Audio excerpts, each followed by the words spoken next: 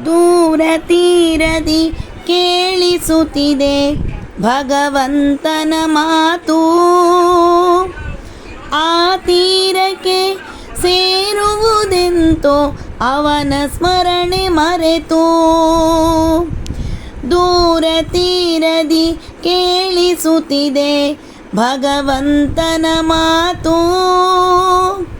ಆ ತೀರಕ್ಕೆ ಸೇರುವುದೆಂತೋ ಅವನ ಸ್ಮರಣೆ ಮರೆತು.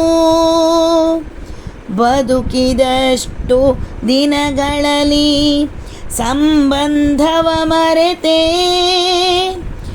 ದುಡ್ಡಿನಾಸೆಗೆ ಬಿದ್ದು ಕೆಟ್ಟ ದಾರಿ ಹಿಡಿದೆ. ಇಂತಹ ಕೃತ್ಯಗಳಿಂದಲೇ ಆ ತೀರ ದೂರ ನಿನಗೆ. ಈ ಸಾಗರವನ್ನು ದಾಟಲು ಕೇಳಿಕೊಳ್ಳುವಂಬಿಗನಿಗೆ. ಈ ಸಾಗರವನ್ನು ದಾಟಲು ಕೇಳಿಕೊಳ್ಳುವಂಬಿಗನಿಗೆ.